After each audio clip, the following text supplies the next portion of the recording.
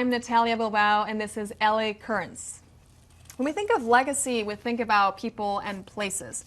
Historical sites and landmarks inform the personality and essence of a city. Project Restore LA is a non-for-profit whose mission is to restore and preserve the civic integrity of Los Angeles. With us today is Kevin Ju, who is the Chief Operating Officer of Project Restore LA. Thank you so much for being here, Kevin. It's my pleasure, Natalia. So tell us a little bit about the organization, how it started, and what's your role in it? Sure. So Project Restore is a nonprofit, and it is dedicated to the restoration and preservation of historic city-owned buildings. It actually began in the Board of Public Works in the 1980s. At that time, the president of the board was Ed Avila, and he simply wanted to restore the public works session room where they meet 3 times a week. And earlier in the 1960s, City Hall had a renovation project, and they removed the original wooden seating pews and replaced them with folding theater seats.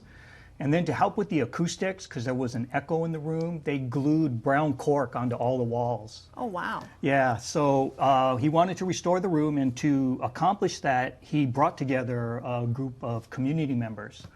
And this group actually decided that the best way to fund this project was to be able to solicit for donations and write grants.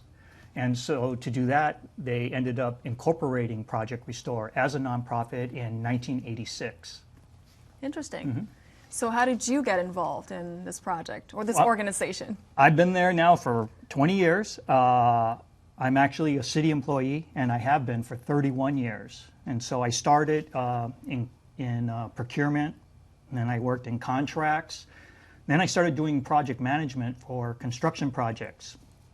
And then when the Bureau of Engineering was going to start the City Hall seismic retrofit and restoration project, the Board of Public Works had a position open for Project Restore to oversee the restoration portion of that project. So, of course, I applied. And what's your favorite part about the job?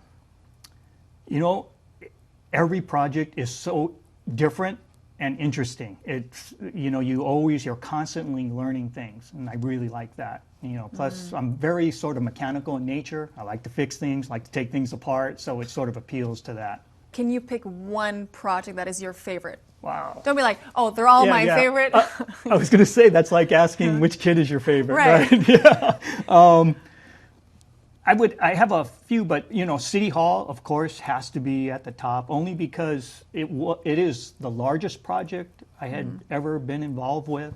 It was the most complex project.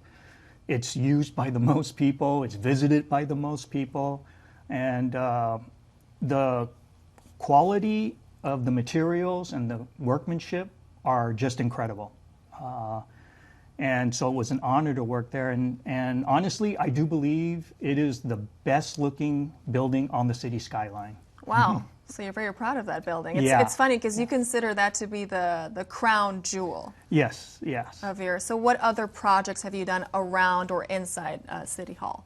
Oh, well, we've done many. So, you know, after the Board of Public Works session room project, the city requested Project Restore to look at restoring other rooms and areas of the building.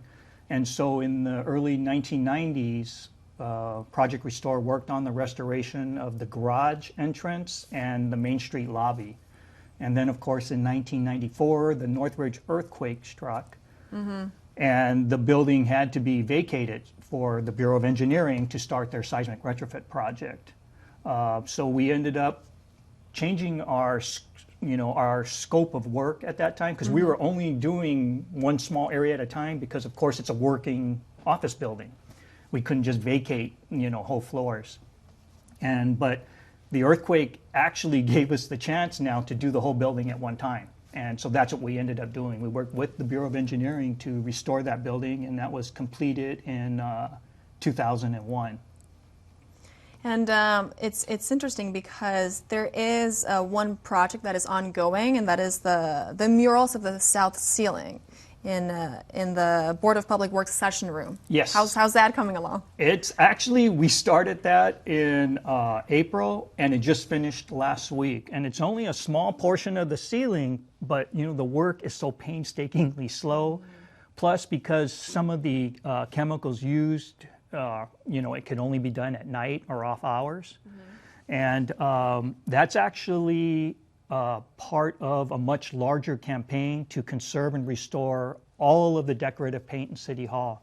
That building, like I said, when I refer to quality of materials and workmanship, that building has something like over 50,000 square feet of murals and decorative paint. I mean, wow. It's an incredible amount. And so, you have the maintenance is sort of constant on it. And so, like I said, this is sort of a small part of a much larger campaign to conserve all the decorative paint. And I think that estimate's about $3.5 million.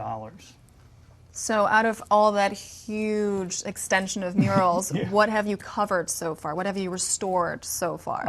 Well, a number of areas, just because maintenance is always needed. So we've had, like, some of the murals are painted on canvas, so they detach from the wall, so we have to go up there and re-glue them with the correct, conservation grade glue. We have flaking, so we have to get up there and you either glue the individual pieces back up, or if you can't find them, you in-paint them, things like that. You have to stabilize the paint, consolidate the paint. And so we've worked on, mainly I believe it's the north hallway, 3rd floor. We've worked in the Main Street lobby, the Board of Public Works, as we've already mentioned, and let's see, we have some other work upcoming that we are planning in the Spring Street vestibule, as well as the mayor's office. Oh, and we've also conserved whole ceiling vaults in the East Rotunda, and that's right outside of where the mayor's office on the 3rd floor and the city clerk's office. Oh, wow, that's incredible. I'm really curious because I was thinking about, restoring big, masterpieces like the Capilla Sixtina in Italy. So I was wondering, what's the process from the very beginning of deciding to cover that area until the project is completed? What are all the steps that take place? Are you talking for restoring a historic landmark or just paint? With this one specifically, and then I want to know about historical landmark. It's okay. we're having a master class Yeah. on restoration. Yeah, this probably cause your eyes to glass over a little. But in regards to paint, we try to save as much as possible. So repaint is the absolute last option. So we do a lot of lengthy investigation. So if the paint's flaking, we have to find out why. And once you find out why, like on this last project in the Board of Public Works, I actually had a conservator come in for a number of months to examine it. And we ended up testing something like 18 different chemicals to sort of consolidate the paint and make it re-adhere to the plaster. And so you have to do a lot of that type of investigation. Then you have to find out what kind of paint it is, whether it's an oil-based, a water-based. The original paint, and most of the paint in City Hall is actually milk-based. Milk-based? Milk-based, yes. Oh, And wow. so we never guessed that. we ended up using milk-based paint again, and it's very difficult to find, but that's the sort of thing you have to go through. And what people do you need? What experts do you require for these sort of projects? Well, for things like decorative paint, the list is very, very small.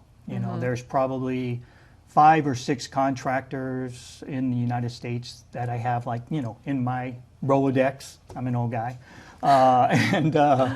And those are the people I contact and I solicit for proposals. And they all come out and look. So, I've had a number of different firms. I've also had a number of studies done. I've even had the Getty come out to peer review. I was going to ask you about that project next, but... Yeah. So I'm interested in knowing, for instance, imagine that our ceiling was a mural. How long would it take to restore, more or less? I know it's a very, vast question, but... Right. Well, the last one we did in the Board of Public Works was probably about 3 times this. And it took 7 months. Wow. Yeah. And working every day. Almost every day. Again, if there's filming, we have to vacate. if there's meetings, we have to vacate. But we did work a lot of actually nights, and we also worked weekends to make up for that. So with COVID, Kevin, you've had to do a lot of Zoom meetings, but you can't necessarily do that if you have to be on site. So has that been a challenge? And Yeah, actually, we did try that in the beginning. so you did try it.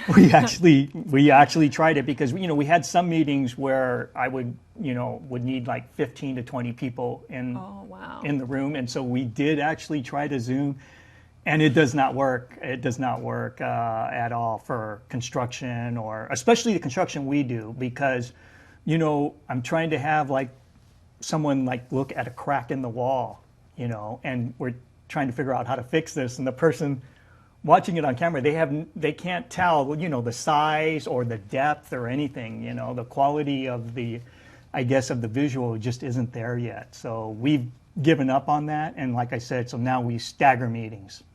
So your work is very similar to pre-COVID conditions. It's just that, you have less people and you're wearing a mask, essentially, and Correct. gloves, maybe. Yeah, mask, and some people wear gloves depending on what they're handling. We also have sign-in sheets because everyone has to take temperature. So take temperature, write temperature down. We have sign-in sheets.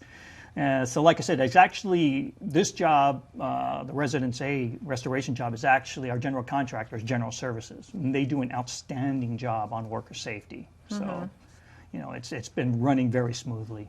That's a very interesting project, the Residence A in Barnsdall Park. When did that begin, and how involved have you been in the whole process of restoring it? Sure. That project actually started in 2018. Councilmember Mitchell Farrell, his office asked us to become involved with that project after, on the heels of restoring the Frank Lloyd Wright Hollyhock House. And his office actually secured the startup funding so we can start the retrofit and restoration of that structure. And since then, we've been able to assemble more funding through the city budget process, and we've also gotten a grant from the National Park Service under their Save America's Treasures program. And so we've been there since, like I said, 2018. It's a full seismic retrofit because that building, it's been vacant actually since 2000. And there was a lot of water damage, due to the flat roofs of Frank Lloyd Wright, and the earthquake itself, had caused a lot of damage. And so the project right now is about actually 70% complete, and we hope to be finished by the middle to the end of 2022. Oh, wow. Yeah, it's a very interesting structure. After it was built, it was donated to the city in 1927. It was built in 1921. And from 1927 all the way till it was vacated in 2000, the city offered art programming and art classes inside of it. Yes, to the community. And so it was a really great space, but like I said, it had just fallen sort of into disrepair. And then, all our efforts, from 2008 to 2015 were on the Hollyhock House at that time. Right. That project is finalized, or are you still polishing it? Well, again, like I mentioned, in restoration, there's always something to do. So it was completed in 2015, but we've been back a number of times to restore other parts of the structure. It's things that come up as you find out more information. Like I said, you're always finding out more information on these structures. So we've been back a number of times since then, but it was, substantially complete in 2015, reopened to the public. And then in 2019, the Hollyhock House was actually inscribed by UNESCO as a World Heritage Site. And so that's, very special for the city. It's the first and only World Heritage Site in the city. Oh, wow. Yeah, and it's the third World Heritage Site in the whole state of California, but it's the first and only site that's a World Heritage status that was man-made, because the other two sites are Yosemite and the Redwoods. So it's got the same status as Yosemite. Yeah, Wow. yeah. That's incredible. I was wondering, once these structures are completed, who decides what to do with them, what they're used for? It's actually as I said, we only work on city-owned structures, so it's actually the end user, the stakeholder, usually the department. So for that project, we teamed with the Bureau of Engineering, General Services, Cultural Affairs was the curator, and Recreation and Parks for the landscaping. And so it's Cultural Affairs operates all the programs within Barnsdale Park. And so they're the ones that make the decision on the use of, Hollyhock House as well as Residence A. So let's talk about challenges and successes. What have been the most challenging aspects of working for Project Restore LA? The most challenging, pretty much for every project, is funding. It's a never-ending quest for funding. Once funding's been secured, the next biggest challenges are always sort of finding and gathering the information and the documentation that you need to start, before you can start work on the structure. And what's the thing you're most proud of? Again, is there one thing that you can choose? Yeah, I mean, the one thing I'm most proud, it would have to be the Hollyhock House project, only because to myself, that's probably the most significant structure that I've been able to work on.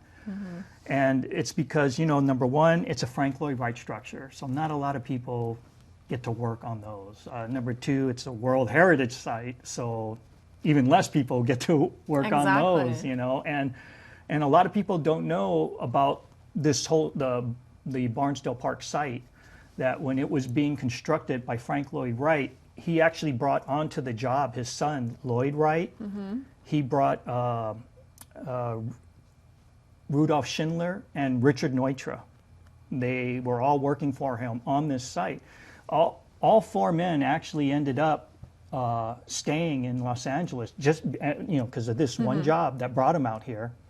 They stayed in Los Angeles, they established practices, and they pretty much became sort of the fathers of modern architecture in the state. Wow. Yeah, it's, when you think about, just the structures that those people, those architects have produced for us, it's really vast, it's just incredible. You were saying it's really interesting that sometimes what makes a building historic is not its architecture necessarily, but what happened there, who was there, and what they did. Can you tell us an example? Sure. When I was doing project management for the Community Development Department prior to coming to Project Restore, I was working on the expansion of a library, and I believe it was the Jefferson Branch Library. And, it's not architecturally significant, it's just basically a rectangular box. And when we were starting the project, through our investigation, we found out that the first African American book club was actually started in that library by a woman named Vassie Wright. And so we ended up, doing the expansion and then renaming the library the Jefferson Vassie Wright Library. Which would have been lost if it hadn't been for you. For you discovering this, Right, I mean. correct. Yeah, at the time, yeah. So what other projects are you working on or planning on restoring in the future? Right now, I mean, it's just sort of, we only take on sort of one large project and maybe some smaller ones, a couple at the time, because we're very small. I mean, it's, we're an office of like 4 people.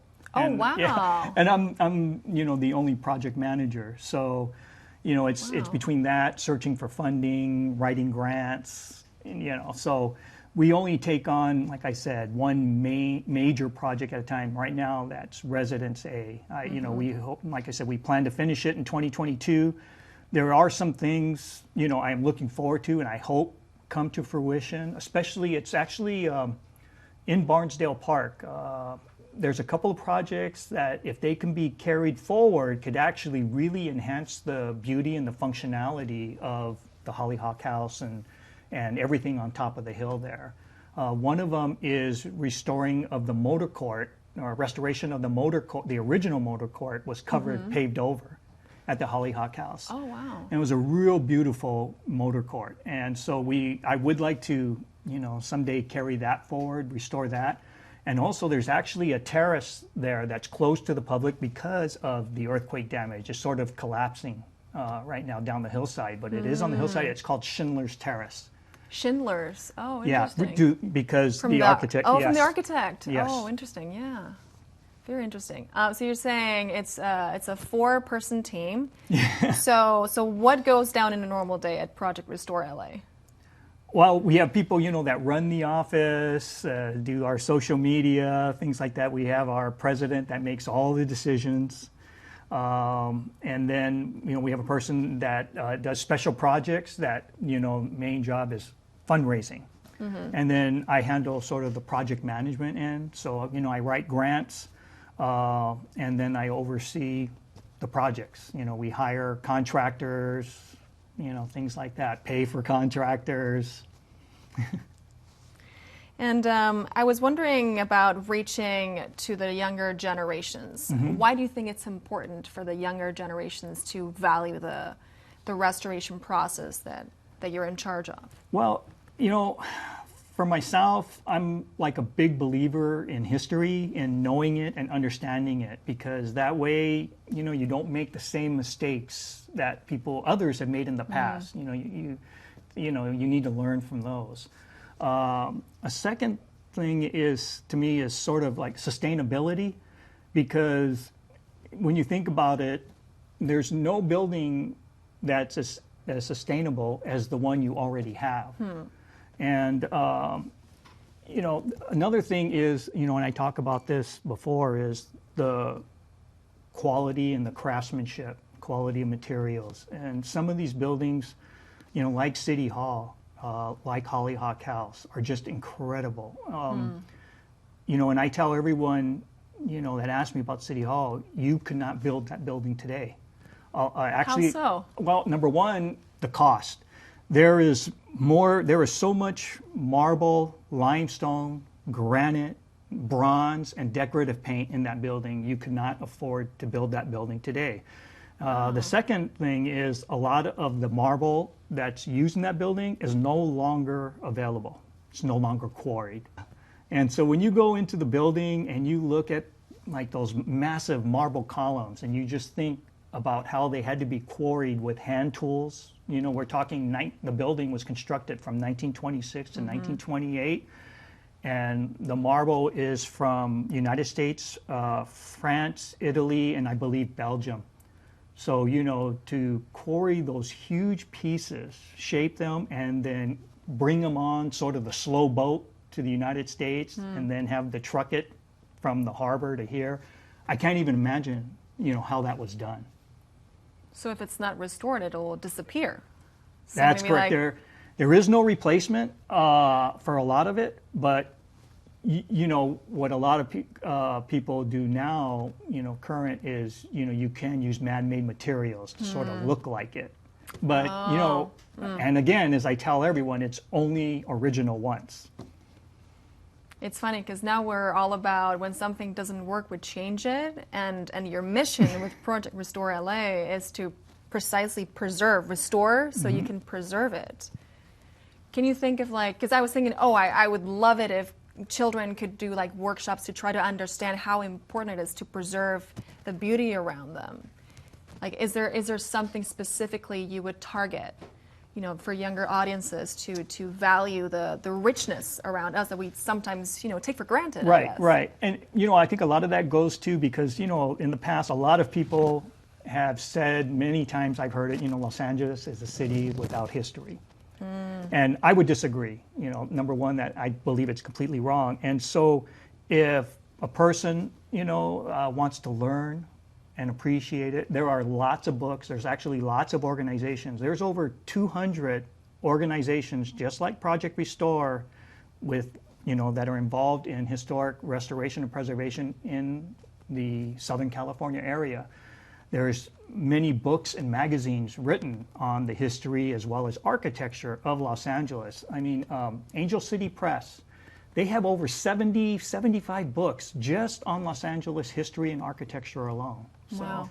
There's lots of places people can go to. You know, there's the library. Central Library has a huge collection. There's lots of places people can go to learn more about architecture history and, you know, then maybe appreciate a little more. So how can people get involved? I know it is an organization that is publicly and privately funded. So how can our viewers get in touch or collaborate with Project Restore LA? Sure. On our website, it is projectrestorela.org. You can go there, and we have a donate button. We also have a Facebook page at Project Restore LA, and you can donate through there. And really, to support a lot of these historic structures and historic venues, I would say once the pandemic is over, by all means, visit a historic site. Yes, because you were doing events. I was looking at your timeline, and I was loving all the ceremonies and events taking place. Yeah, so I'm lots sure of ceremonies, lots of events. We've given many tours, you know, of the different projects, and all of that has sort of come to a stop. I mean, we've given tours to, you know, architects, architectural students, you know, school-age children, you know, adults, visitors from other countries actually come because of the, especially like City Hall, because of the seismic retrofit. So City Hall is actually, and I know at the time it was the tallest building that was seismically retrofitted using base isolation, and I believe it's still the tallest building in the world that has been retrofitted with base isolators. So we get a lot of engineers and architects visiting from other countries that want to see the system. Wow. This is fascinating. I would talk with you for hours, but I guess we have to say goodbye. Thank you so much, Kevin, for being here talking about Project Restore LA. Thank you. It's been a pleasure. Thank you, Natalia. It was my pleasure again. I am Natalia Bilbao, and this is LA Currrents. Thank you so much for watching.